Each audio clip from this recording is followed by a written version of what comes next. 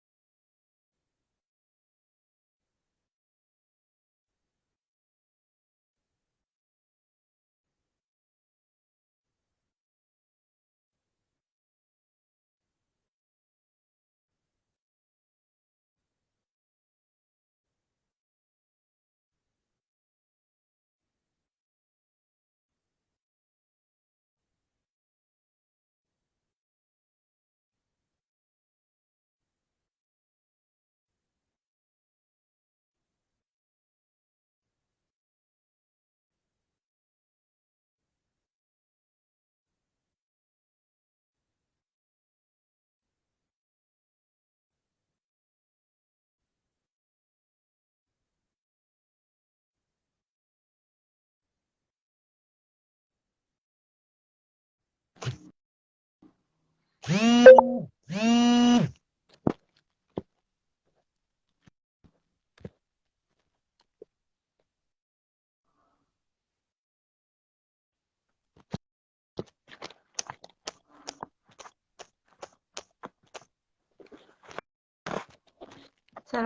warahmatullahi wabarakatuh, teman-teman. Kita menunggu Kak Feby. Salam, Kak Musliha.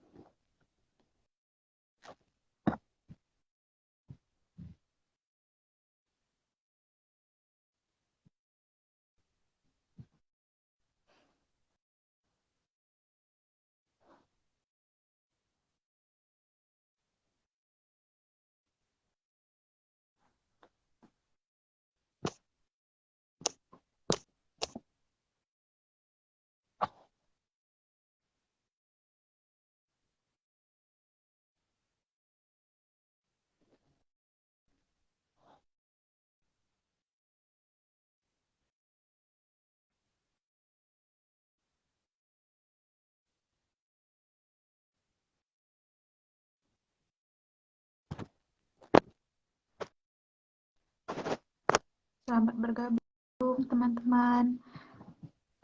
Sebentar lagi kita tunggu pemateri ya, teman-teman.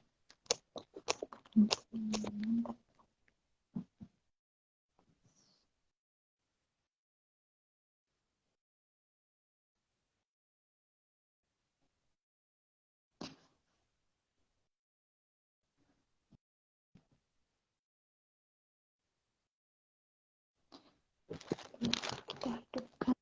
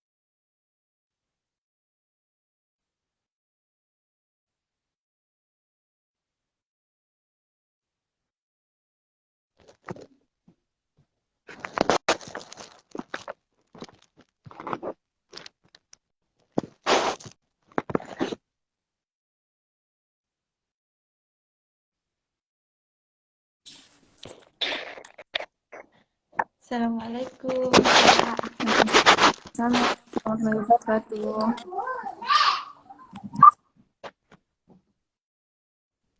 Kita mulai Kak. Iya, bisa. A'udzubillahiminasyaitonirrajim. Assalamualaikum warahmatullahi wabarakatuh. Alhamdulillah. Waalaikumsalam.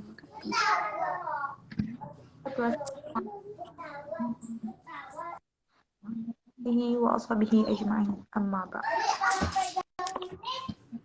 Allah Subhanahu yang mana kita diberi kesempatan untuk berkumpul bersama di live Kabul PKCK Pemuda Kundur Quran bersama materi kita yang luar biasa Kak Baby Fitri Anasari. Sebelumnya perkenalkan nama saya saya salah satu anggota PKCK Pemuda Kundur Cinta Al-Quran. Kita akan membahas mengenai tips berprestasi dan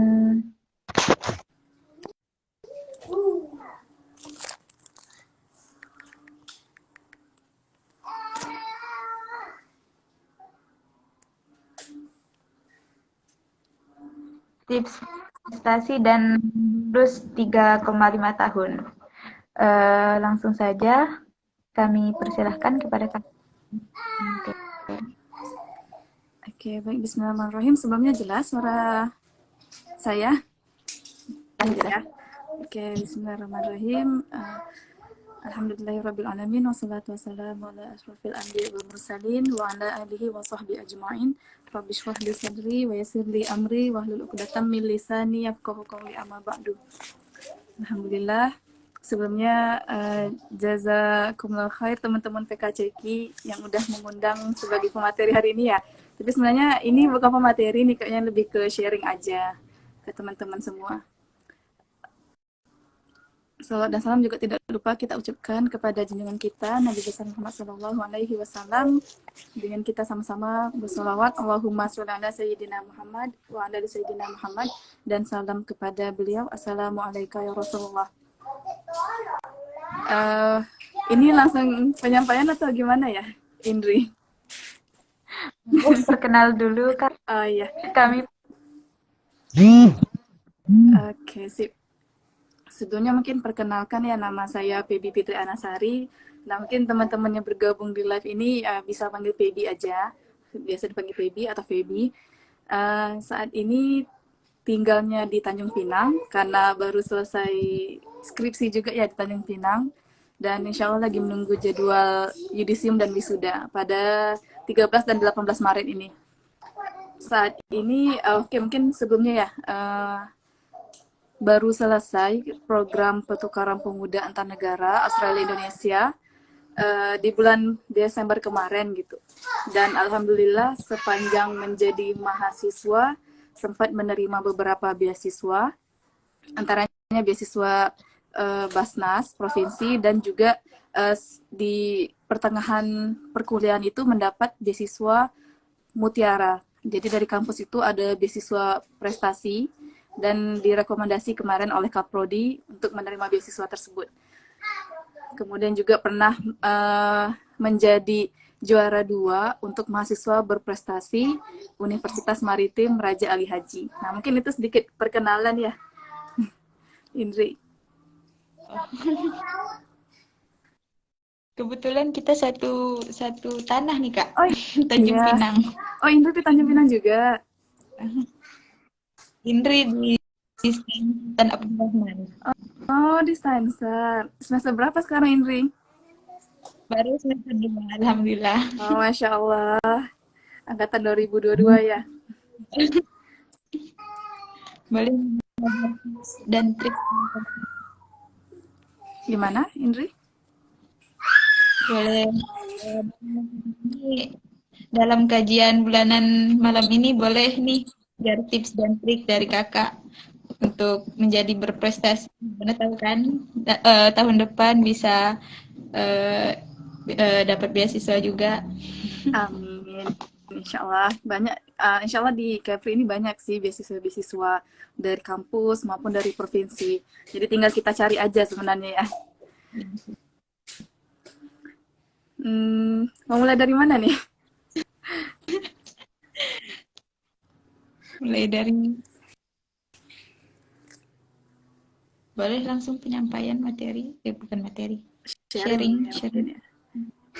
Ya, Bismillah mungkin untuk penyampaian sharing ya.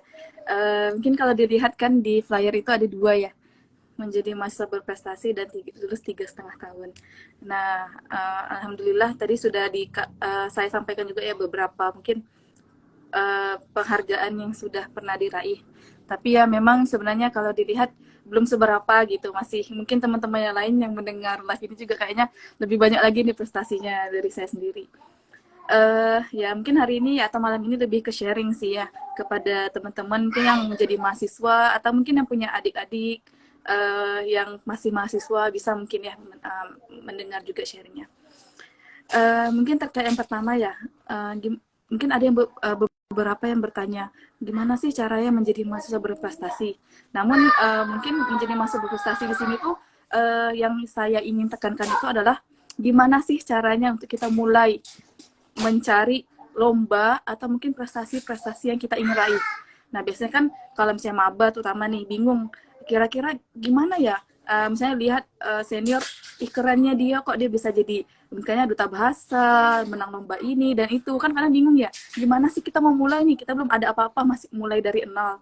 Nah, jadi yang pertama itu sebenarnya untuk menjadi mahasiswa berprestasi ini kita mulai dengan apa? Kita mulai untuk menjadi mahasiswa yang aktif di kampus.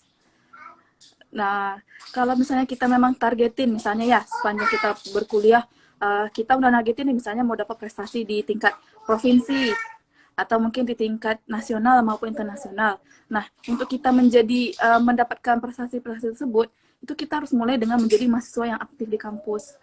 Kenapa?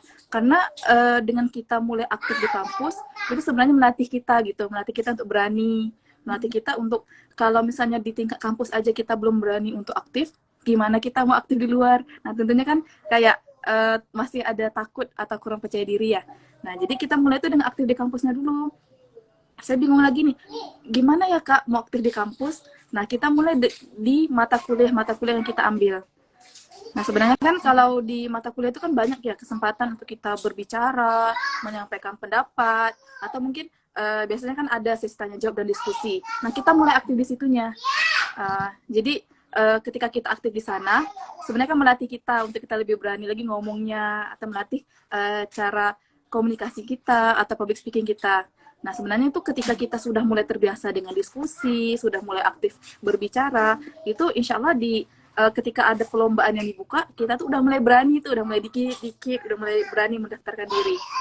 Nah, mungkin itu langkah awal sih untuk mahasiswa yang mungkin masih bingung gimana sih caranya untuk mulai aktif atau berprestasi di kampus gitu ya.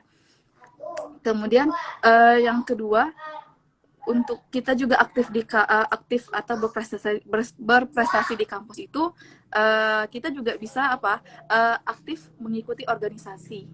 Nah, terkadang sebenarnya kalau lomba ini terlalu banyak ya. Misalnya lomba ini memang bisa dikatakan setiap bulan itu ada aja lomba. Mungkin lomba yang internal kampusnya ataupun lomba di luar kampus. Tapi kadang ya kita itu nggak tahu info tentang lombanya. Nah, biasanya info-info lomba ini kita dapatnya tuh ya memang di organisasi. Paling cepatnya di organisasi gitu ya. Nah, makanya mulailah aktif di berorganisasi.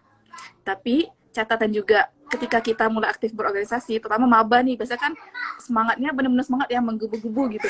Kalau bisa 10 organisasi di kampus tuh mau diikutin semua gitu kan ya. Biasanya sih maba gitu, terutama saya sendiri sih pas jadi maba dulu kayak semangat gitu ya. Tapi itu juga kita harus harus pandai manajemen gitu. Gimana kita membagi-bagi waktu kita atau mungkin memilih organisasi yang bisa mengasah kemampuan kita gitu. Nah, kalau misalnya kita masih maba nih, kita mulailah dengan organisasi yang memang benar-benar mendukung kita. Jangan sampai semua organisasi kita ikuti. Kenapa? Kalau kita ingin definisi masa berprestasi itu kan bukan hanya perlombaan ya, tapi juga dilihat dari IPK-nya, gimana hubungannya sama dosen, gimana dia dikenal oleh mahasiswa lain. Nah, itu kan berpengaruh. Nah, makanya harus pintar-pintar memilih organisasi, dan juga kalau bisa jangan terlalu banyak organisasi yang kita ikuti. Nah, jadi ambillah beberapa aja, tapi kita yakin di dalam organisasi itu kita bisa berkembang.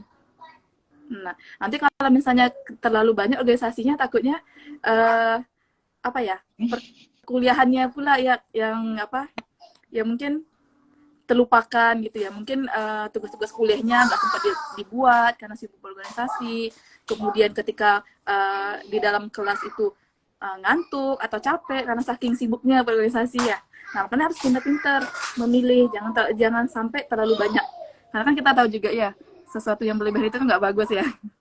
Ya mungkin ya itu sih. Kemudian kita juga harus pintar gimana caranya untuk kita tuh bisa berperilaku baik dengan teman-teman kita, dengan dosen kita, maupun dengan orang luar.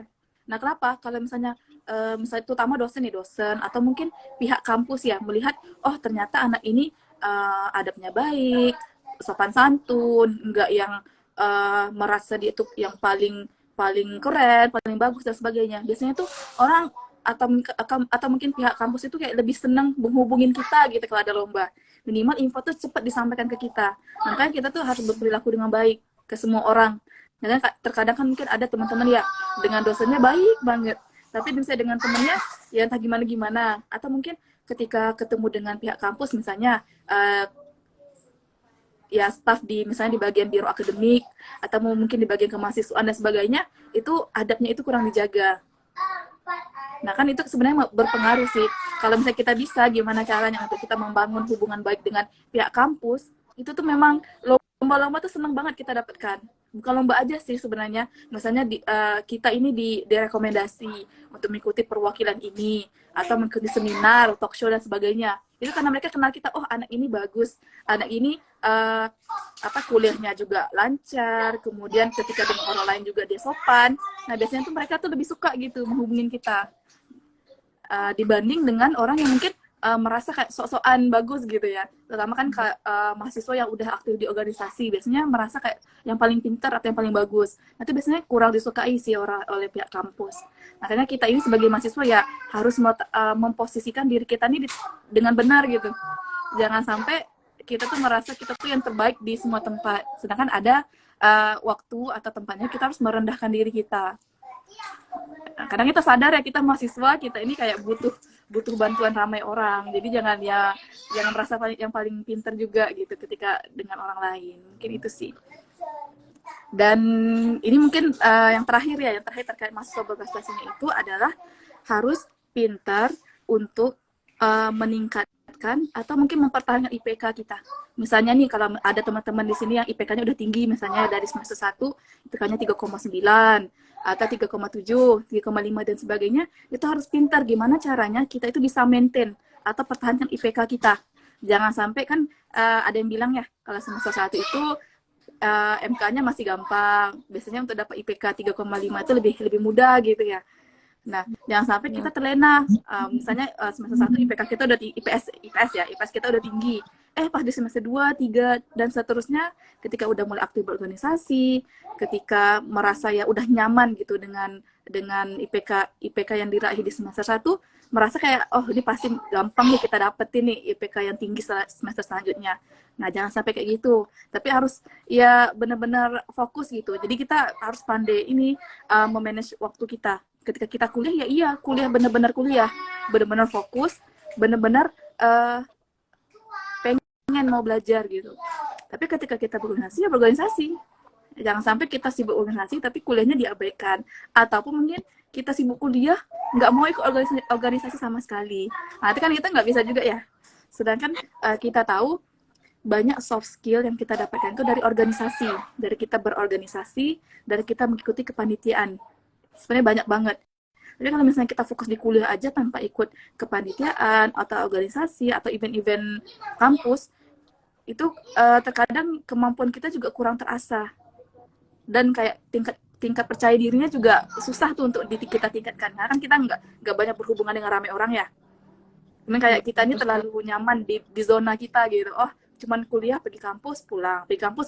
Ya kan kayak nggak ada sesuatu yang apa ya, yang membuat hidup kita ini lebih lebih lebih senang aja gitu ketika ketemu teman, ketika kita dapat wawasan baru, ilmu baru, atau mungkin pengalaman baru.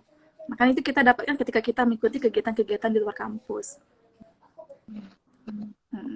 Nah, mungkin itu sih. Ini mau lanjut langsung nih ke yang 3,5-nya atau gimana ya?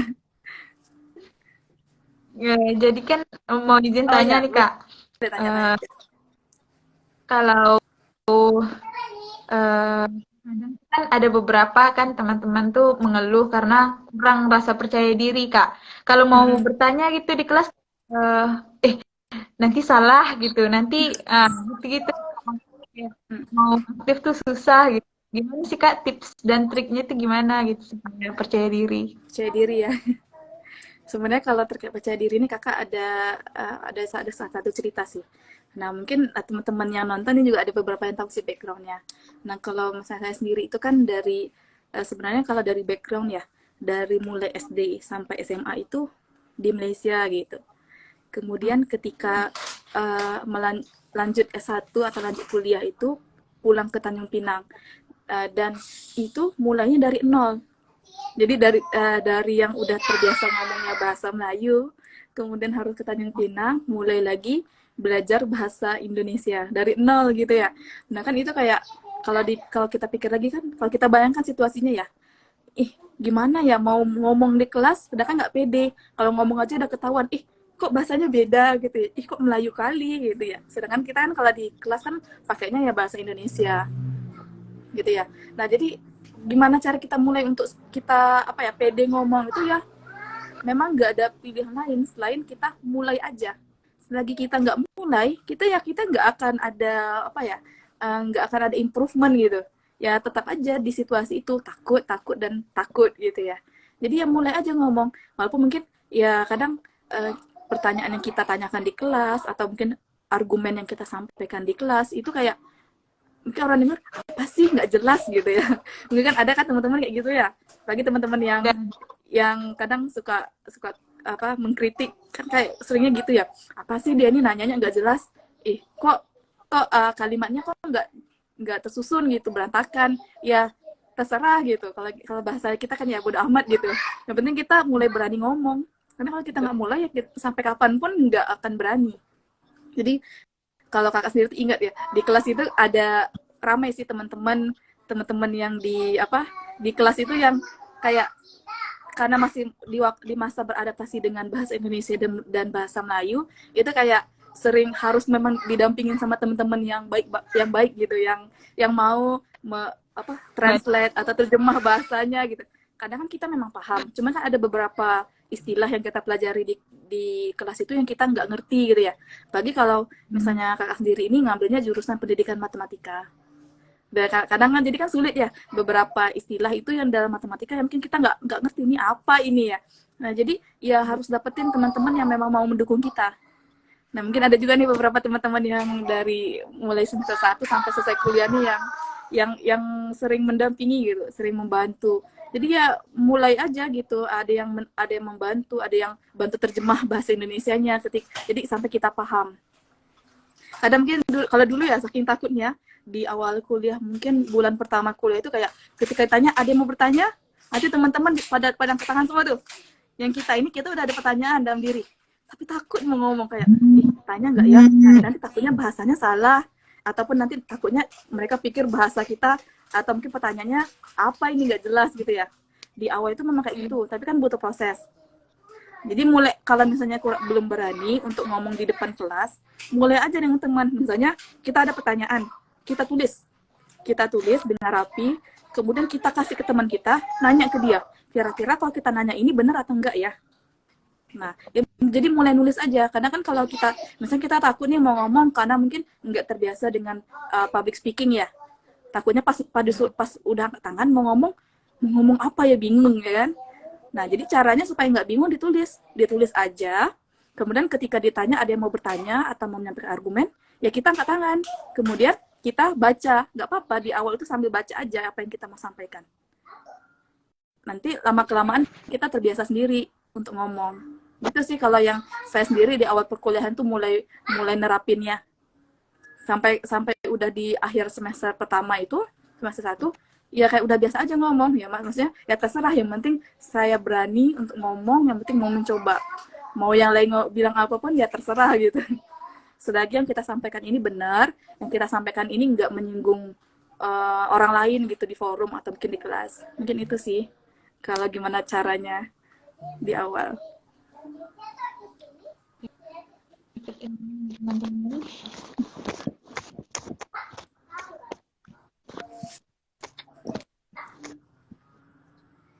Mungkin teman-teman yang ingin bertanya bagaimana cara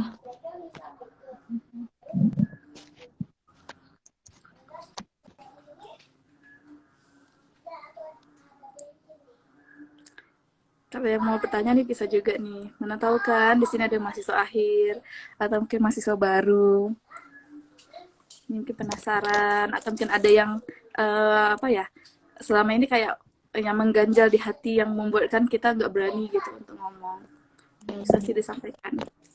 Karena jujur saya juga kalau dari apa ya, public speaking ya, kalau dibilang jago tuh nggak terlalu gitu. Cuman ya lebih ke PD-nya aja sih. Sosokan aja gitu. Kayak bener yang diomongin, lebih ke situ sih. Tapi kan seiring berjalannya waktu kan kita mulai terbiasa ya untuk ngomong. Intinya sih dimulai berani aja, lama kelamaan akan terasa sendiri apa skill komunikasinya atau public speakingnya.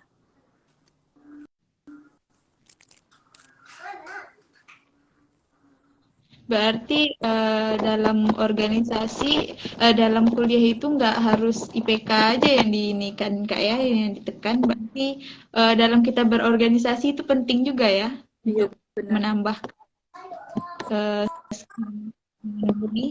Soalnya kan ada beberapa nih yang cuma jadi kupu-kupu, Iya, kuliah maksudnya pulang, kuliah kupu pulang. ya. Iya,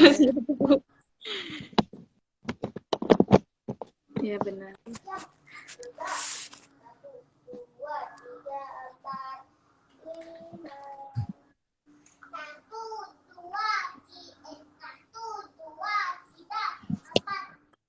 Teman sudah tidak bertanya atau sudah sudah Oh ya mungkin sambil kita nunggu teman-teman nih yang mungkin ada mau bertanya atau mau komentar ya bisa juga ya. Mungkin ada juga sih tambahan dari saya sendiri ya. Mungkin ini terkait 3,5-nya itu. Tadi kan disampaikan terkait gimana sih caranya untuk mulai jadi mahasiswa yang berprestasi gitu ya. Entah ada bisa bisa Lukman kalau mau nanya, kalau mau bertanya bisa disampaikan aja. Terkait 3,5-nya itu ya. Sebenarnya ya untuk menyelesaikan perkuliahan 3,5 itu bukan suatu hal yang gampang. Sebenarnya memang banyak pengorbanan yang harus kita lakukan. Karena kan kita tahu juga ya, nggak mungkin sesuatu itu kita bisa raih dengan hanya kita goyang kaki. Ya pastinya butuh usaha gitu ya. Nah kalau dari saya sendiri sih terkait kok gimana ya bisa ngejar skripsi cepat di semester 7 gitu ya. Mungkin ini pernah juga sih disampaikan ke beberapa teman atau mungkin beberapa sharing lainnya. Sebenarnya untuk menyelesaikan skripsi dengan cepatnya itu bukan murni dari kitanya gitu. Tapi memang benar-benar butuh bantuan orang lain. Nah, butuh bantuan di sini adalah bukan maksudnya orang bantu kita menyelesaikan skripsi kita ya, bukan. Tapi kalau dari awal tuh saya gimana ya untuk mulai untuk kita memang ngerja target nih skripsi harus selesai di semester 7 supaya bisa lulus 3,5 itu ya harus dimulai dengan apa? Kalau misalnya menjaga hubungan dengan dosen, kemudian mengamalkan amal-amal tertentu gitu. Kalau dari saya sendiri sih, misalnya kan kalau kita skripsi ini kan memang banyak atau penting ya kita menjaga hubungan kita dengan dosen, karena kan yang kita bimbingan kan sama dosen ya, bimbingannya sama dosen yang meng-ACC blueprint atau mungkin seminar proposal atau mungkin skripsi kita itu kan dosen kita, dosen pembimbing. Nah jadi ya dari sekarang gitu, walaupun mungkin kita masih semester 2, 3, 4 ataupun udah di semester 7 atau 8, itu tuh kita harus menjaga hubungan baik kita dengan dosen, karena kita tahu ya yang salah satu yang akan mempermudah perjalanan skripsi kita itu kan dosen kita. Jadi memang benar-benar di awal itu disampaikan ke dosennya. Kalau saya sendiri sih gitu, pas di awal semester 7 itu sampaikan dosen, mohon maaf Ibu, saya rencananya mau ngejar selesaikan skripsi di semester 7. Dan insya Allah mau diusahakan untuk selesai perkuliahan 3,5 tahun. Jadi kita sampaikan di awal ke dosennya, supaya dosennya tahu, oh ternyata kita mau ngejar dengan cepat gitu, dan dosennya bisa bantu. Tapi kita tuh ngomong bukan sekedar ngomong, oh mau 3,5 ya udah, tapi kayak kebimbingan sama dosennya jarang, kayak ngechat aja kayak bahasanya kurang sopan dan sebagainya, enggak. Tapi biasanya dosen tuh kan nanya juga komitmen kita, kamu benar mau lulus, mau selesai skripsi di semester ini? Kalau benar kamu ya harus benar-benar serius gitu, benar-benar serius dan diliatin usahanya memang mau menyelesaikan skripsi dalam waktu 1 semester. Biasanya dosen juga mau komitmen kita. Ketika kita udah berkomitmen, dosennya pasti mau bantu. Jadi disampaikan aja ke dosennya. Nah kalau hubungan kita baik dengan dosen kan, insya Allah ketika kita sampaikan dosennya paham dan dosennya mau bantu kan. Tapi kalau misalnya kita kadang ada, kadang tidak, ketika dosen minta bantuan kita nggak mau bantu, ya kan? Gimana gitu dosen mau bantu kita, sedangkan ketika dosen butuh bantuan kita aja kita nggak mau bantu. Dan tentunya kan dia mutualisme ya, kita bantu dosen dan dosen juga bantu kita. Nah itu kan intinya menjaga hubungan baik dengan dosen-dosen. Kemudian yang kedua, ketika bimbingan nih harus yang harus benar-benar dijaga sih. Jangan sampai kita merasa kita nih yang paling pintar ketika bimbingan gitu. Karena kan kita nih orang yang dibimbing oleh dosen. Nah, jangan sampai kita merasa kita yang paling pintar. Kenapa? Karena kan udah namanya dosen ya. Dosen kan pembimbing kita. Dosen itu juga butuh kita hormati dan butuh didengar pendapatnya. Ketika kita merasa paling pintar, ya dosen pasti akan merasa kayak, ya udah kalau kamu merasa kamu paling tahu, kamu paling pintar, ya udah kamu kerjain aja sendiri. Nah kan, mungkin seperti itu nanti ya. Makanya jangan sampai kita merasa kita yang paling pintar ketika bimbingan. Jadi harus pandai cara komunikasinya gitu. Karena kemarin juga di akhir sebelum sidang juga sempat gitu ada miskom sama dosennya. Padahal miskomnya bukan miskom sih, mungkin karena dosen juga lagi sibuk dan sebagainya ya. Karena sambil bimbingan juga sempat miskom di chatnya. Padahal chatnya itu udah sopan gitu, tapi mungkin karena dosennya juga lagi sibuk udah banyak kerjaan, merasa kayak gimana gitu ya. Nah itu kan harus benar kita jaga tuh. Kalau misalnya kita nggak benar-benar klarifikasi lagi, atau kita ketemu dosennya langsung untuk menyampaikan, kan bisa jadi dosennya merasa kayak nggak mau membimbing kita. Dan kalau misalnya kita nggak benar-benar menjaga hubungan, takutnya nggak di ACC ya kan? Kalau nggak di ACC gimana gitu kita mau sempro ataupun mau sidang. Assalamualaikum warahmatullahi wabarakatuh. Itu sih. Dan yang terakhir itu apa ya? Doa. Karena memang doa itu kayak senjata yang paling apa ya? Paling mempan gitu. Doa ini kan banyak ya, doa dari kitanya, doa dari orang tua kita, doa dari orang sekeliling kita. Nah, kalau dari saya sendiri sih, saya itu ya ada sih, selain beberapa amalan kita amalkan doa ya, misalnya sering-sering baca doa Robitoh sebelum ketemu dosen, kemudian sering-sering baca yang apa ya namanya, ya sering-sering aja sih baca Robito atau mungkin doa melembutkan hati dosennya, atau mungkin melembutkan, kan kalau misalnya kalau saya sendiri kan di pendidikan matematika itu kan butuh penelitian ke sekolah ya, jadi sebenarnya itu baca doa yang doa untuk melembutkan hati gurunya supaya dipermudah urusan kita, proses kita gitu. Nah itu sering doa. Dan sering-sering juga, atau memang ketika misalnya kita rasa kayak kok udah apa ya, udah stuck gitu, kayak nggak tahu mau atau misalnya ada masalah deskripsinya, nggak tahu mau lanjut kemana. Nah itu yang paling penting itu apa, hubungin orang tua kita, misalnya yang jauh dari orang tua nih, hubungin orang tua kita, minta mereka doakan. Kenapa? Karena kan doa orang tua ini kan memang yang paling mustajab ya. Jadi gimana pun kayak pusing atau misalnya galau dengan skripsi, sering-seringlah hubungin orang tua, minta mereka doakan. Karena kan ya mereka juga tahu gitu ya anaknya lagi mau selesaikan skripsi, mau lulus cepat, pasti kan didoakan. Nah, itu sih. Karena kan ada kita mungkin ada beberapa kita yang kurang dekat sama orang tuanya, gengsi ya mau hubungi orang tua. Kayak malu lah mau minta doa gitu ya. Nah, tapi sebenarnya sih nggak usah gengsi gitu. Karena kan sama orang tua sendiri, ngapain kita gengsi untuk minta doa, ya kan? Karena kan kita nggak tahu nih, dari sekian banyak orang yang kita minta mereka untuk doakan kita, doa mana yang makbul. Apalagi doa orang tua Iya. itu kan paling mustajab ya. Nah, apa misalnya kita sering minta doa orang tua kita, insya Allah makbul, kan perjalanan skripsi kita juga lebih dilancarkan. Mungkin itu sih. Memang kalau kemarin tuh ya untuk 3,5 ini memang gak gampang sebenarnya. Banyak galaunya sih sebenarnya. Mungkin teman-teman yang nonton atau teman-teman dekat juga tahu seberapa galaunya menyelesaikan skripsi apa satu semester, apalagi semester 7 ya. Ketika bimbingan sama dosen sampai malam, sampai tengah malam malah bimbingan sama dosen. Saking bener-bener kayak kita berusaha gitu. Jadi kan sesuatu yang kita raih itu bukannya dengan hanya kita tidur, rebahan ya, tapi memang kita berusaha. Dan itu kan mungkin nggak semua orang paham. Dan mungkin nggak semua orang juga yang peduli gitu. Jadi kan ya intinya kan kita sendiri, kita sadar, kita ada target, ya harus maksimal ngerjainnya. Jangan sampai kita berhenti di tengah jalan. Karena mungkin ada teman-teman juga ya yang stuck dengan skripsinya, udah diselesaikan sampai bisa sampai sempro, nggak tahu mau nerusinnya gimana, nggak sidang-sidang gitu sampai beberapa semester.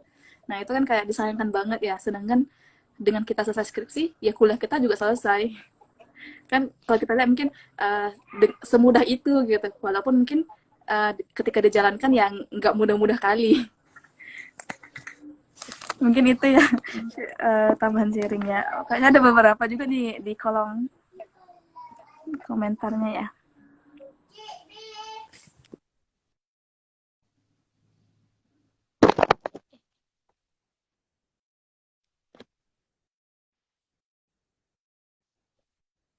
Maaf Kak, nggak kedengeran suara.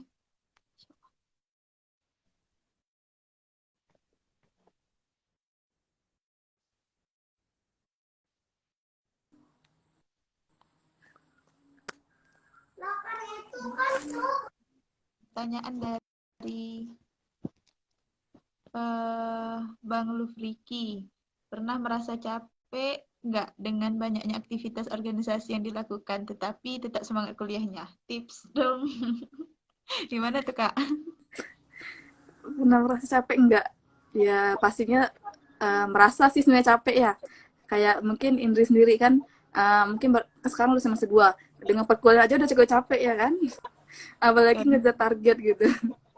Ya sebenarnya memang capek. Kalau dibilang capek tuh ya, bisa dibilang ya memang capek banget. Siapa sih yang nggak capek gitu ya ngejar target yang harus cepet gitu, cepet dari kebiasaannya.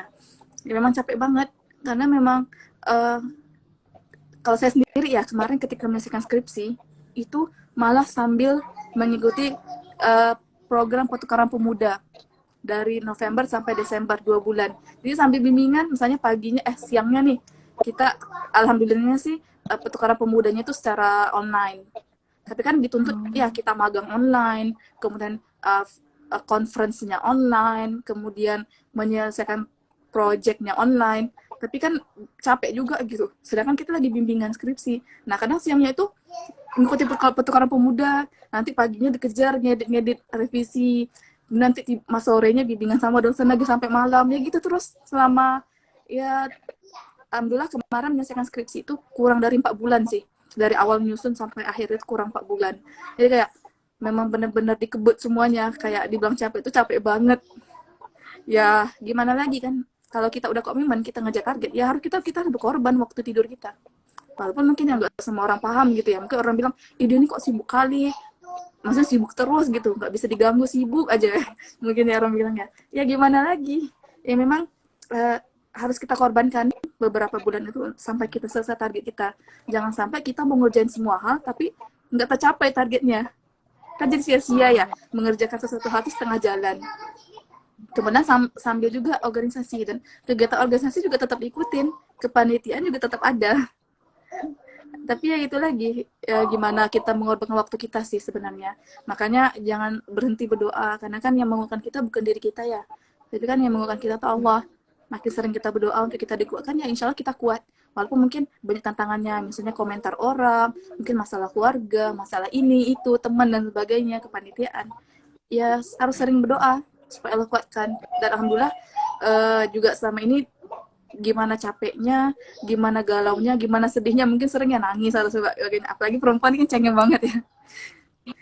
Ya, tapi alhamdulillah sih tetap dikuatkan sampai selesai. Jadi kayak enggak setengah jalan gitu. Jadi, memang alhamdulillah dapat diselesaikan setiap satu pekerjaan yang ada di waktu yang bersamaan. Itu sih harus doa, banyak doa. Berarti doa dan Iya, terus konsisten ya berarti. iya benar. Ya Konsisten gitu. enggak. Bener sih, ketika capek ya nggak apa-apa, ambil aja. Kalau memang bener-bener capek ya nggak apa-apa, ambil aja jeda sehari atau 2 hari istirahat. Tapi setelah itu lanjutin lagi, jangan sampai udah istirahat 2 hari kebablasan sampai 2 bulan. Nah, itu kan biasanya emang susah banget ya.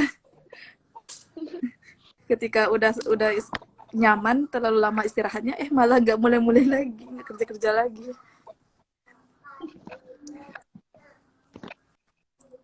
Terus ini ada nih yang bertanya, gimana mau yakinin diri untuk teruskan kalau seandainya keputusan semester drop? Oke, ini mungkin teman dari Malaysia kebetulan. Oke, gimana sih ya caranya kita meyakinkan diri kita ketika mungkin nilai semester kita drop. Drop itu dalam artian, misalnya nih semester 1 kita 3,9. Tiba-tiba di semester 2 3,4. Itu kan sedih banget ya. Jatuhnya tuh banyak gitu. Gimana sih kita meyakinkan diri kita untuk kita tetap semangat lagi kuliahnya ketika nilai semester atau IPK semester kita itu turun gitu ya. Eh, Caranya sih ya tetap yakin gitu, tetap yakin segala yang kita dapatkan, segala hal yang terjadi itu ada hikmahnya. Kan Allah kan nggak sengaja, nggak bukan suka-suka gitu, uh, membuat hal tersebut terjadi. Jadi ya caranya jangan sampai karena tiba-tiba nilai semester kita turun, IPK-nya turun ya dari semester sebelumnya, kita langsung sedih, galau, udah nggak semangat lagi kuliahnya asal-asalan atau gimana lah gitu ya. Jangan sampai kayak gitu. Coba kita evaluasi lagi, di mana sih kurangnya sampaikan IPK kita turun. Apakah karena sikap kita udah terlalu nyaman dengan IPK yang tinggi sebelumnya, sehingga sehingga di semester selanjutnya itu ya lebih santai. Kan kita harus lihat lagi evaluasi diri kita. Mungkin ada yang salah. Mungkin dari diri kita juga terlalu nyaman, atau mungkin uh, apakah kita ada masalah dengan dosen, atau mungkin menyebabkan dosen kita tersinggung dengan kita. Nah, kan banyak faktor yang harus kita evaluasi lagi, lihat lagi apa sih, di mana sih salahnya gitu. Atau mungkin apakah karena kita jarang menghubungi orang tua kita? Nah, kan kita nggak tahu ya, apalagi yang merantau nih, jarang menghubungi orang tua. Atau mungkin apakah kita terlalu sibuk berorganisasi? Nah, itu kan hal-hal yang kita perlu evaluasi itu banyak. Jadi jangan sampai ketika nilai kita rendah kita bilang, nah udahlah, nilai IPK juga udah turun banget, udah jatuh, ngapain lagi usaha, ngapain lagi semangat kuliahnya, udahlah jalanin aja, mau gimana gimana IPK kita pun terserah lah. Nah, jangan sampai kayak gitu.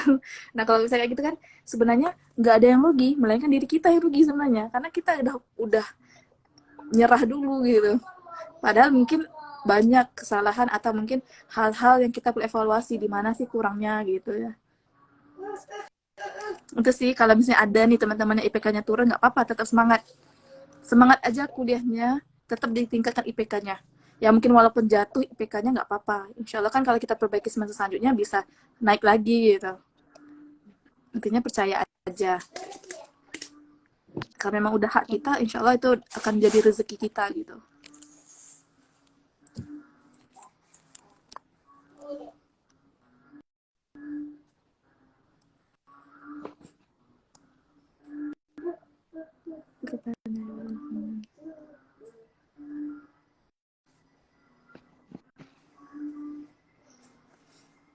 Insya Allah ya, banyak pertanyaannya. Mana lagi nih?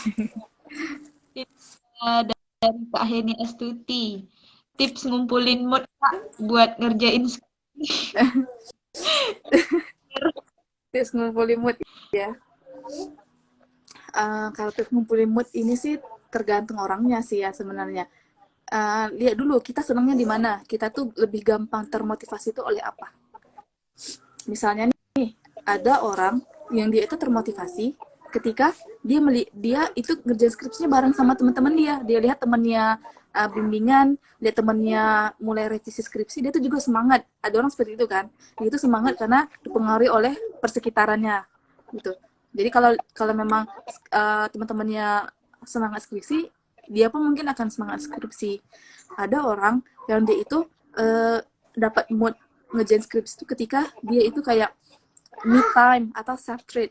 Self treat ini artinya kayak mentraktir diri sendiri gitu. Misalnya kita sukanya apa? Sukanya kue atau suka jajan atau apa. Nah, ketika kita jajan atau misalnya kita dapatkan me time kita, itu kita dapat lagi moodnya.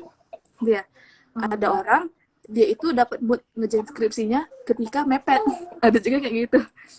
Ya kan misalnya dosennya udah cek di grup bimbingan nih. Oke, siapa mau bimbingan besok jam berapa ke kampus? Itu kan udah mepet ya. Harus bimbingan ya, langsung ngerjain skripsinya. Nah, jadi sebenarnya kalau untuk ngumpulin mood untuk ngerjain skripsi itu tergantung orangnya sih. Intinya itu adalah kita sadar prioritas kita itu di mana gitu. Karena teman-teman juga harus yakin ya, ketika kita maksimal di perkuliahan kita udah coba berprestasi, dan kita juga tahu keutamaan kita ngejar target nih, mau lulus, mau menyelesaikan skripsi di semester 8 atau 7 misalnya ya. Ya benar-benar fokus sama target kita gitu. Ya jangan sampai jangan sampai kita terlalu merasa nyaman gitu dengan kondisi kita. Karena teman-teman harus tahu ketika kita berusaha menyelesaikan skripsi kita, banyak rezeki atau kesempatan baru atau kesempatan lain yang kita bisa dapatkan setelah kita selesai kuliah. Nah, mungkin kan ketika kita menjadi mahasiswa ya kehidupan kita tuh kehidupan seorang mahasiswa, kesempatannya juga kesempatan mahasiswa. Tapi ketika kita menyelesaikan skripsi kita dengan cepat, insya Allah itu kesempatan lainnya setelah menyelesaikan skripsi, misalnya kesempatan di dunia pekerjaan, kesempatan untuk birrul walidain misalnya ya, itu tuh lebih banyak gitu. Nah, jangan sampai kita ini stuck atau misalnya terlalu lama di perkuliahan seharusnya 4 tahun menjadi bertahun-tahun, sehingga kesempatan lain itu kita terlewati gitu. Misalnya kita harusnya udah selesai nih, udah bisa kerja, udah bisa bantu orang tua, tapi karena nggak selesai skripsi kan nggak bisa bantu. Malah mungkin kita menyusahkan orang tua kita gitu, sehingga mereka tuh setiap bulan harus ngirim uang dan sebagainya. Kan kita nggak tega ya mungkin ya buat orang tua kita kayak gitu. Atau misalnya nih, ketika kita lulus cepat, mungkin udah ada orang mau nawarin kita kerja, tapi karena kita nggak selesai, orang nggak mau nawarin gitu ya. Atau mungkin ketika kita terlalu berlama-lama di skripsi itu, sebenarnya galaunya juga mungkin banyak gitu. Mungkin teman-teman lagi skripsi ya, mungkin kayak benar-benar relate. Teman-teman merasa nggak sih ketika teman-teman nggak selesai skripsi, kayak ada satu satu beban sih, kayak satu amanah yang ada di bahu teman-teman itu yang kayak nggak selesai. Sampai kan kita mau kerja juga mikirin skripsi belum selesai. Mau kerja full time, bisa kerja kantoran 8-5 juga rasa bersalah gitu. Gimana ya kerja full time skripsi belum selesai? Atau misalnya dapat tawaran kerja, tapi skripsinya belum selesai. Misalnya nih, kita kuliah di Pinang, tiba-tiba dapat kerjanya misalnya di Kundur misalnya. Tapi skripsinya belum selesai. Kalau misalnya kerja di Kundur, nanti gimana skripsinya mau bimbingan ke Tanjung Pinang? Kan jauh ya. Nah, jadi kan sebenarnya jangan menunda sih. Karena makin lama kita menunda, makin banyak kesempatan-kesempatan lainnya yang juga kita yang bisa hilang atau mungkin bisa kita tunda. Kan itu kayak sayang banget gitu ya. Sedangkan kita bisa dapat lebih banyak lagi kesempatan setelah skripsi, tapi karena satu itu aja, yang lainnya itu terlewati. Itu kan sayang banget ya. Mungkin itu sih motivasinya. Kenapa sih kita harus benar-benar komitmen, fokus, dan berusaha untuk dapetin mood ngerjain skripsi. Berarti itu tergantung kita sendiri ya, Kak? Iya, sebenarnya memang skripsi ini bukan tergantung dosennya, tergantung diri kita. Gimana pun kita ada masalah sama dosen, tapi kalau diri kitanya juga nggak mau berusaha, ya udah, nggak selesai juga skripsinya. Jadi tergantung kitanya.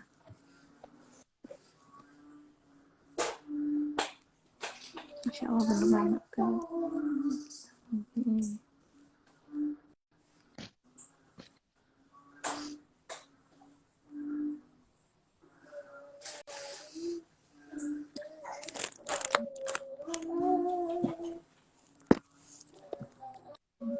Kak, pertanyaan dari Kak Mariani.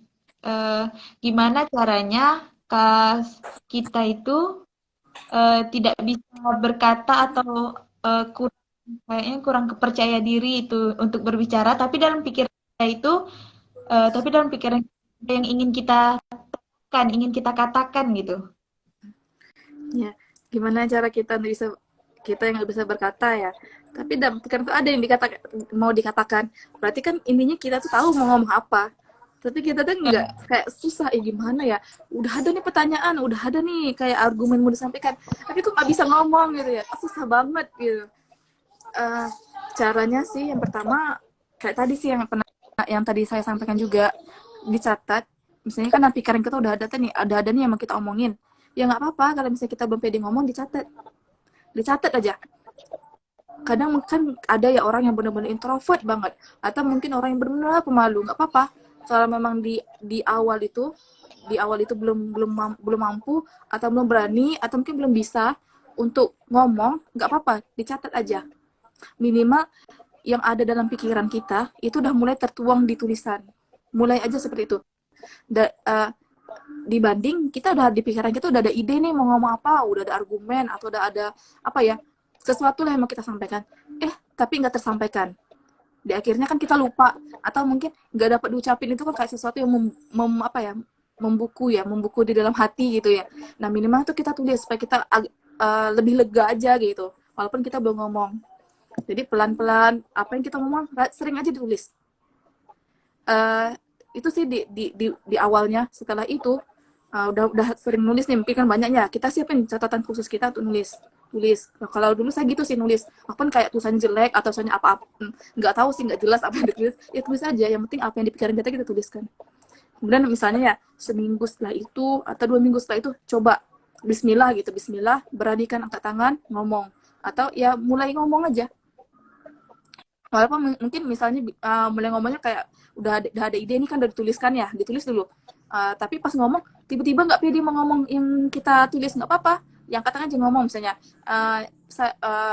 gimana ya, kalau misalnya menyampaikan argumen ya sampaikan aja, uh, Bismillah dulu kan, Bismillah, saya mau menyampaikan, mungkin dia yang ditulis di kertas tuh panjang mungkin ya, kayak satu paragraf, tapi tiba-tiba pas ngomong itu kayak ngeblank, nggak apa-apa, sebutin aja, misalnya minimal minimal satu kalimat yang kita bisa sebutin. Coba aja di awal, di minggu keduanya misalnya, ya nggak apa-apa, mungkin setelah itu nggak ada lagi bingung nih, atau mungkin susah gitu mau mengungkapkan lagi, nggak apa-apa, coba lagi nanti next time, atau mungkin di kelas selanjutnya coba aja. Sebenarnya tuh kita mulai apa, lebih baik kita mulai dari dikit daripada kita nggak biasa tapi kita langsung kayak mau ngomong yang besar, mau langsung kayak udahlah kita belum pernah ngomong, tiba-tiba kita mau terlihat keren, langsung menyampaikannya banyak gitu ya. Jadi lebih baiknya sih dari dikit ada yang minimal itu, setiap minggunya ada improvement, jadi kayak peningkatannya tuh ada. Oh di awalnya cuma berani nulis aja, nggak berani ngomong. Oh kali kedua, oh berani nih, udah berani berani angkat tangan, udah berani ngomong walaupun satu kalimat pendek misalnya. Oh selanjutnya coba lagi yang lebih panjang, atau mungkin coba lagi dengan pengantar. Nah kalau misalnya budaya di Indonesia ini kan, ketika mau bertanya atau mau menyampaikan pendapat kan bisa ada pengantarnya dulu ya. Misalnya intinya kita menanya gini, gimana sih supaya kita pede ngomong gitu ya. Jadi kalau di Indonesia ini kan budayanya ada pengantarnya dulu nih. Misalnya gini, seperti yang kita tahu kan, nggak semua orang bisa ngomong gitu ya, misalnya ya. Kadang ada yang malu, kadang ada yang nggak percaya diri, kadang ada yang ketika mau ngomong ketika mau ngomong tiba-tiba tuh ngeblank gitu kan, biasanya pengantar Indonesia ya, nanti titik, udah panjang tuh satu paragraf pengantarnya, baru nanti pertanyaannya gimana sih caranya untuk pede ngomong. Sebenarnya intinya kan kita mau nanya gimana supaya pede kan sebenarnya ya, tapi kan di Indonesia ini kan pasti budayanya harus ada pengantarnya dulu, atau mungkin ketika menyampaikan pendapat ada statistiknya, ada datanya gitu ya. Ya nggak apa-apa, itu kan mungkin nggak semua orang punya kemampuan untuk menyampaikan hal tersebut, ya nggak apa-apa, mulai aja dari hal yang simple. Kalau kita mau bertanya ya udah langsung bertanya ke to the point aja. Kalau kita belum belum bisa memberikan pengantar atau memberikan gambaran, atau memberikan gambaran terhadap situasi yang kita ingin tanyakan, ya nggak apa-apa, dengan kalimat-kalimat pendek aja dulu dimulai.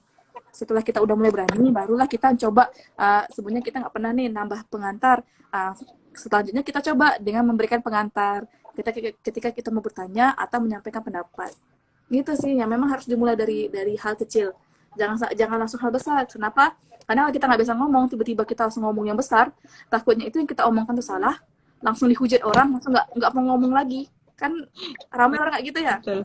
Sekali udah diketawain, udah nggak mau ngomong lagi lah pokoknya. Udah nggak sekali ngomong aja udah diketawain. Atau mungkin orang pikir, orang langsung bilang apa sih gitu ya. Itu kan karena kita nggak biasa tapi langsung mau mencoba hal besar. Nah, jangan kayak gitu, tapi coba aja dari langkah-langkah kecil.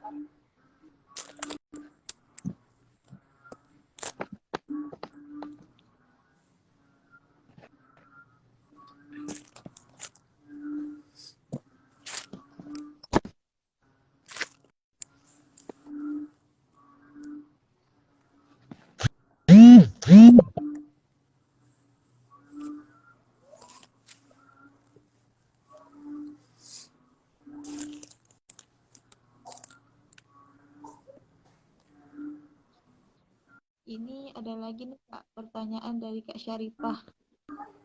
Oke. Gimana cara ngurangin overthinking? Padahal apapun itu tetap terjadi meskipun kadang sambil ngelus dada. Insya Allah ya. Nah, mungkin untuk pengetahuan juga nih, Syarifah ini sebenarnya ya teman baik saya juga gitu di Pinang. Nah, inilah salah satu penerjemah bahasa Indonesia di awal perkuliahan dulu. Dan sampai sekarang kayak, ini mungkin hasil didikan teman-teman juga ya, karena paling sabar gitu menerjemahkan bahasa Indonesia. Sampai sekarang aja saya udah bisa gitu ngomong dalam bahasa Indonesia. Walaupun nggak terlalu benar-benar lancar public speakingnya ya, tapi minimal bisa menyampaikan ke teman-teman semua. Ini sih salah satu teman yang sering membantu. Nah, gimana sih cara ngurangin overthinking? Gitu ya. Padahal apapun itu tetap dikerjakan meskipun meskipun kadang sambil ngelus dada. Nah, ini apa ya? Ya memang susah sih. Kita nih memang namanya manusia ya. Sering banget, bukan sering sih, kayak banyak banget emang overthinkingnya. Apalagi perempuan ya, semuanya mau dipikirin gitu. Karena hal kecil juga mau dipikirin.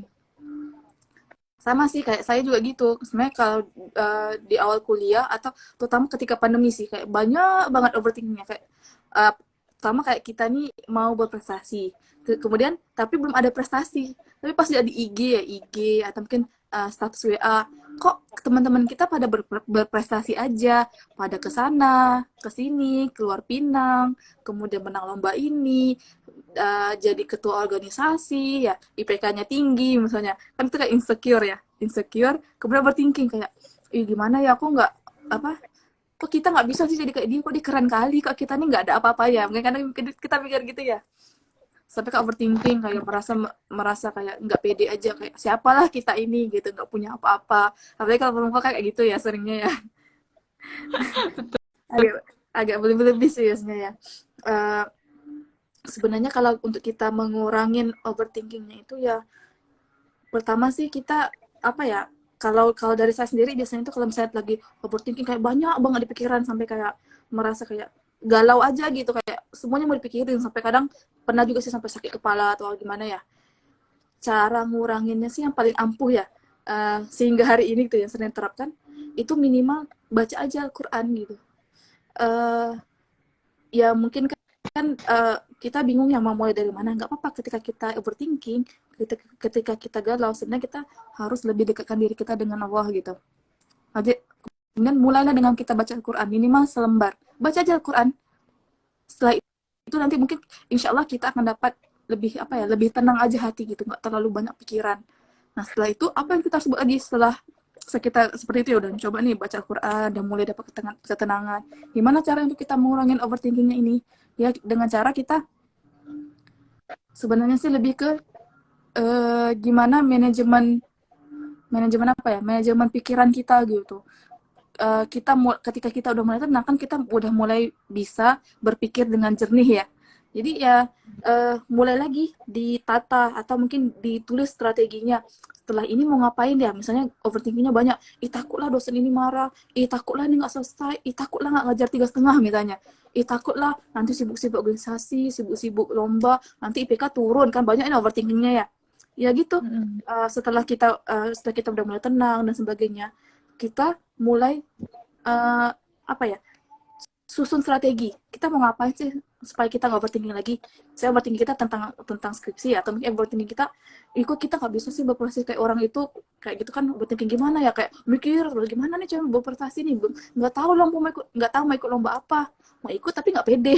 Nah, biasanya masih kayak gitu ya. Ya mulai susun strategi. Kalau memang kita mau nargetin apa, buat strateginya. Pertama kita ngapain, kedua kita ngapain, ketiga kita ngapain. Ketika pikiran kita udah mulai lapang ya kan, udah lebih sering berdoa, udah tilawah dan sebagainya, udah mulai tenang, ya susun strateginya. Apa langkah selanjutnya gitu. Biar kita tuh nggak kayak apa ya, entah apa-apa yang kita kerjain gitu. Jadi mulai pasang strategi. Karena memang sesuatu yang apa ya, sesuatu yang besar yang kita ingin capai itu nggak akan bisa kita capai tanpa strategi, tanpa target, atau tanpa kita membuat apa ya, membuat perubahan terhadap hal tersebut gitu. Nggak bisa kita berprestasi tapi langsung kayak udahlah, aku mau berprestasi, ya udah berprestasi gimana ya, nggak ada usaha. Nah kan nggak bisa gitu. Memang semuanya harus butuh usaha. Tapi ya mungkin kalau saya menyampaikan agak lumayan semangat nih kan, semangat, tapi nggak apa-apa teman-teman, jangan kan kita apa ya, pace atau pace apa ya bahasa Indonesia, pace kita tuh beda-beda gitu. Nggak ada orang yang bisa bergerak cepat, ada yang bergeraknya lambat, ya nggak apa-apa, ikutin aja pace kita masing-masing. Kalau memang kita bisa bergerak cepat ya cepat, kalau lambat ya lambat, tapi minimal ada peningkatan di setiap hal yang kita buat. Jadi kita nggak usah insecure dengan orang berprestasi, nggak usah insecure orang udah misalnya nih, kayak misalnya ya kalau misalnya skripsi, insecure nih, kok dia udah sempro, kok kita belum sempro. Nggak usah kita insecure gitu. Karena kan setiap fase usia orang tuh beda-beda. Ya nggak usah kita bandingin kita sama dia. Ya mungkin dia bisa lulus tepat waktu, lulus 3,5. Jadi kan belum tentu kan fase kita juga 3,5 kan. Timing orang beda-beda ya. Jadi intinya manajemen waktunya, manajemen strateginya, untuk itu bisa mengurangkan overthinking. Dan ya itu tadi sering-seringlah tilawahnya gitu, karena memang makin sering kita tilawah makin tenang aja pikirannya, tenang hatinya gitu. Iya benar. Juga nih Kak, dulu tuh teman pernah beranggapan seperti ini. Kalau seandainya kan dalam berorganisasi gitu, dia tuh takut mau berorganisasi karena merasa dirinya itu eh, takut mempengaruhi teman-teman yang lain dalam kembang. Dia merasa dia nggak bisa, jadi dia takut mempengaruhi orang lain supaya mindednya tuh berubah gitu, kayak bisa tapi gimana gitu. Maksudnya gimana nih? Gimana supaya apa? Kalau menurut kakak tuh gimana caranya supaya teman-teman ini bisa percaya kalau dia itu bisa berkembang tanpa mempengaruhi orang lain gitu. Mempengaruhi ini dari sisi apa? Sisi baik atau buruk? Buruknya, karena dia merasa nggak bisa, jadi dia takut mempengaruhi orang lain yang sebenarnya bisa, tapi menjadi nggak bisa gitu. Oh ya. Ini mungkin nanti luruskan lagi ya kalau misalnya kakak salah paham atau salah jawab gitu. Sebenarnya gini kan ya, berprestasi itu definisinya luas gitu. Berprestasi itu nggak seharusnya ya dapat banyak penghargaan atau menang banyak lomba. Ya enggak, prestasi itu definisinya besar dan tergantung kitanya, kita mau mendefinisikan prestasi itu seperti apa. Ya mungkin kita belum ada kesempatan untuk dapat prestasi di kampus, ya nggak apa-apa gitu, nggak apa-apa kita dapat prestasi di kampus. Tapi pastinya setiap setiap kita ini pasti akan ada apa ya, peningkatan atau mungkin pencapaian kita dapat gitu. Jadi ketika kita nggak pede nih, kita ini bukan orang berprestasi ya, biasa-biasa aja, atau mungkin orang nggak pede. Nah kemudian kita takut kita mempengaruhi orang lain jadi kayak kita, ya nggak gitu. Mungkin prestasi kita belum banyak, mungkin kita nih nggak dikenali orang, atau perubahan yang kita buat juga belum terlalu banyak, ya nggak apa-apa. Jangan pernah takut atau merasa kayak nggak pede, atau merasa kayak apa ya, ilfil ya mungkin ya, kayak nggak usah lah, aku nasehatin orang, nggak usah lah gitu, aku aja prestasinya nggak ada gitu kan, ya nggak, jangan berpikiran kayak gitu. Gimana pun kita, ketika orang memang butuh nasihat kita, butuh semangat dari kita supaya orang itu bisa berprestasi, yang apa-apa sampaikan aja apa yang kita, pendapat kita gitu, sampaikan aja ide-ide kita. Jadi jangan pernah merasa insecure gitu, kayak alah aku kan nggak ada prestasi apa-apa gitu, kayak nggak layak deh mau nasihatin orang atau beri semangat. Jangan sampai kayak gitu sih. Dan juga jangan sampai karena kita nih memang nggak ada prestasi, kita tuh sampai apa ya, menjatuhkan motivasi orang lain untuk berprestasi gitu. Jangan sampai kita meracunin orang. Misalnya kita masa, alah, misalnya kita bilang ke orangnya, alah nggak usah lah sibuk-sibuk berprestasi, nggak usah lah sibuk-sibuk capek-capek sana sini sini. Jangan sampai kayak gitu gitu. Itu kan sama aja kita kayak mencoba untuk apa ya, mempengaruhi pikiran orang lain. Sedangkan orang itu mungkin bisa berkembang, tapi kita malah pesimis gitu. Kita nggak izinin dia untuk berkembang. Mungkin kita masuk kayak, alah, aku aja gini-gini aja gitu. Ngapain sih dia harus berkembang? Nah, kan jangan sampai kayak gitu. Karena kan setiap orang itu definisi prestasinya, definisi peningkatannya itu beda-beda. Jadi gimana pun kita, mungkin kita merasa kita biasa-biasa aja, jangan sampai kita um, takut untuk menyemangatin orang, dan juga jangan sampai kita ini meracuni orang lain untuk nggak berprestasi. Nanti kan nggak baik ya. Itu kayak apa ya? Bisa dibilang toksik sih, karena kita kayak apa ya? Bahasa ini kayak kita tuh iri gitu. Kita nggak mau orang lebih dari kita. Nah, nggak boleh kayak gitu. Itu kan sama aja kita kayak ya menghambat orang lain sih, kalau menurut saya sendiri. Jadi ya lagi orang butuh nasihat kita, ya sampaikan aja pendapat kita gimana, tapi jangan sampai pendapat kita sampaikan itu apa ya, itu tadi pendapatnya salah gitu, malah nggak mau biarin orang lain berkembang, kan nggak boleh kayak gitu ya. Mm-mm.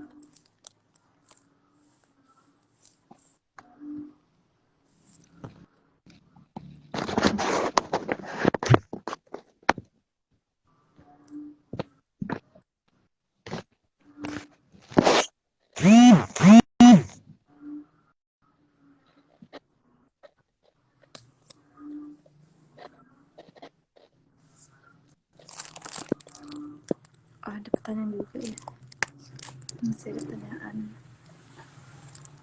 Masya Allah banyak ya pertanyaannya.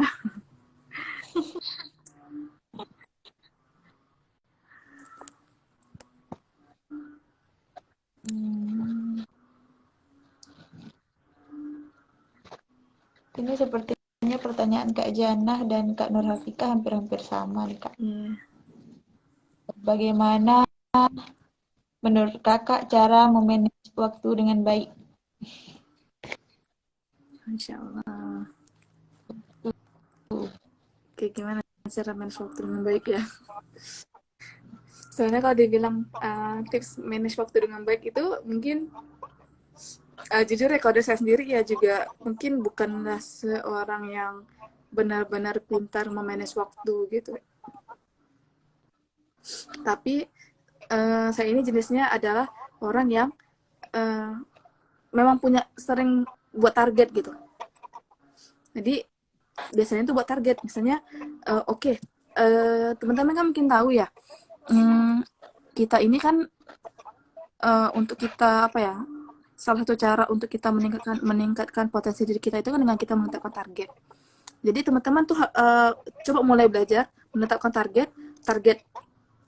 apa ya, target misalnya dalam berapa bulan gitu, target berapa bulan terakhir, target selama misalnya 5 tahun akan datang, 10 tahun akan datang. Jadi dibuatin target apa namanya, bahasanya ya, dalam jangka waktu pendek dan panjang gitu. Jadi dibuatin gitu. Uh, kalau dari saya sendiri, karena saya bukan jenis yang disiplin dengan waktu. Disiplin dengan waktu artian di sini adalah bukan bukan jenis yang, kan ada orang yang benar-benar disiplin dengan waktu ya, misalnya dibuatin tuh jadwal diri dia Senin sampai Ahad. Oke, dari bangun pagi sampai tidur mau ngapain aja gitu ya. Kalau saya mungkin bukan orang kayak gitu, tapi mengalir aja. Cuman karena saya bukan orang yang benar-benar disiplin dengan waktu membuat jadwal seperti itu dari bangun pagi sampai tidur, uh, ya cara saya mengatasinya itu adalah supaya kita benar-benar bisa mencapai target kita, ya dibuat targetnya, tentukan target kita apa, sehingga kita itu benar-benar fokus dengan target kita. Kalau kita nggak buatin target kita, nanti nggak jelas gitu apa yang kita mau capai, apa yang perlu kita selesaikan, makanya dibuatin targetnya. Ada kan, kalau ada saya sih saya sering buat target ya.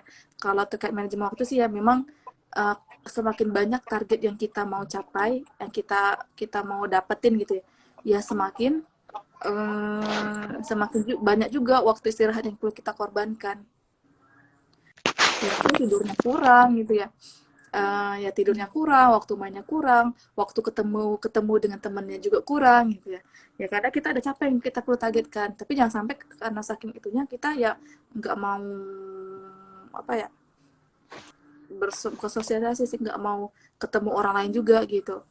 Jadi harus lihat psikonya juga, karena memang nggak semua orang paham ya kondisi kita. Misalnya nih kita ada target, tapi orang merasa kayak, ih dia nih kok sibuk kali, sibuk terus pokoknya gitu ya. Nah, orang nggak paham, yang paham kan diri kita.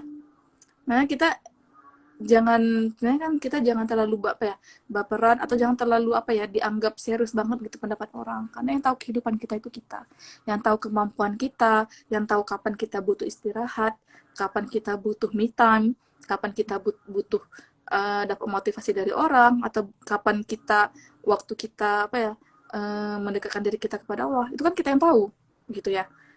Jadi ya jangan senang terpengaruh sih dengan omongan orang, tapi pandai-pandailah kita membuat strategi. Kalau memang kita bukan jenis yang disiplin bangun dari pagi sampai malam itu ada jadwalnya, ya itu disiplin yang target kita.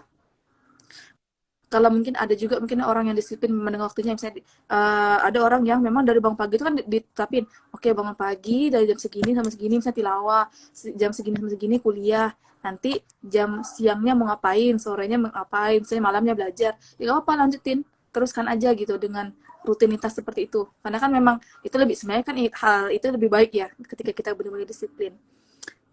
Kemudian cara lainnya ya mungkin ketika teman-teman apa ya butuh belajar, atau mungkin ada mau ujian atau sebagainya, gimana cara manajemen waktunya, ya memang waktu yang paling baik untuk kita belajar itu awal pagi.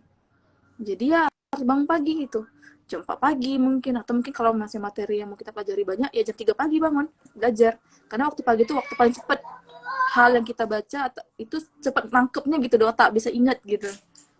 Bangun bangun pagi sih untuk belajar gitu. Mungkin seperti itu sih kalau misalnya manajemen, kalau versi saya sendiri ya. Mungkin yang enggak yang benar-benar disiplin kali gitu, kayak orang orang lainnya yang dari bangun pagi sampai tidur itu udah ada jadwalnya. Tapi minimal kita kita tahu untuk memposisikan kegiatan kita itu dengan uh, kemampuan kita. Mungkin itu sih.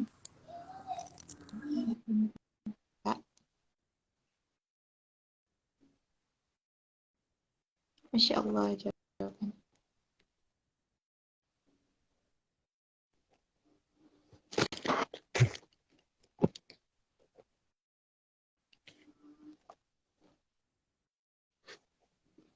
Sepertinya teman-teman sudah selesai dengan pertanyaan-pertanyaannya.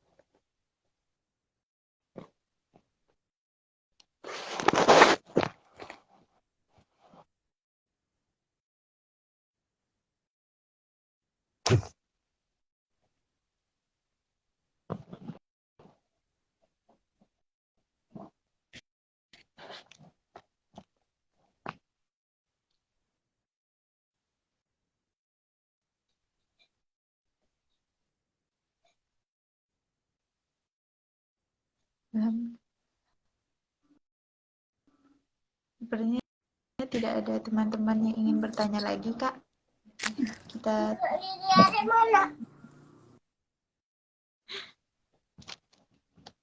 Iya. Kayaknya udah terjawab semua ya pertanyaan-pertanyaannya. sudah selesai.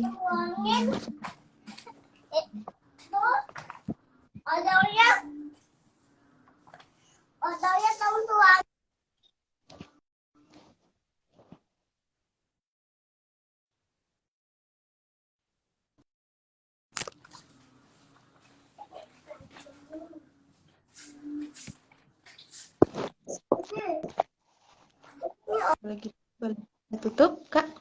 Berhubung waktu pun sudah berlalu. Iya, bisa. Ada apa, Cibi? Maaf ya, aduh. Ada apa nih? Siwa. Jiwa. Alhamdulillah, pembahasan materi kakak jadi bersemangat untuk berorganisasi. Dengan syukran dan Kak, jazakallah khair. Motivasinya, materinya, penjelasannya, jawaban-jawabannya.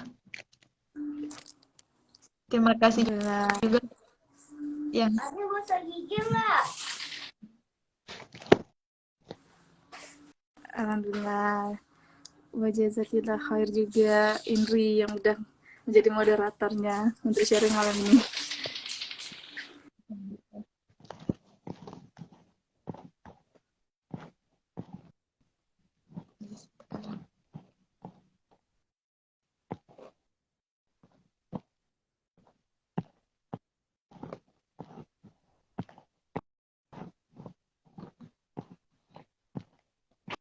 syukran kasiran, Kak. Boleh. Tidak tahu. Gimana Indri? Kakak,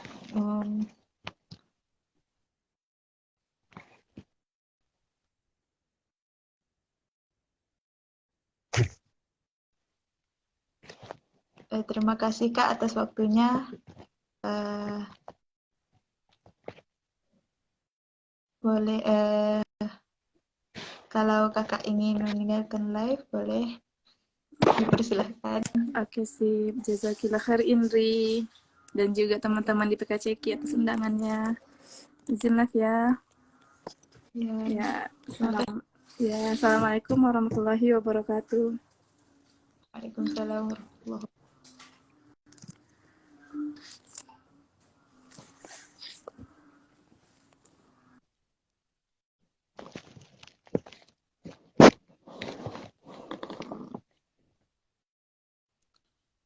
Alhamdulillahirrahmanirrahim. Masya Allah ya materi dari kakak.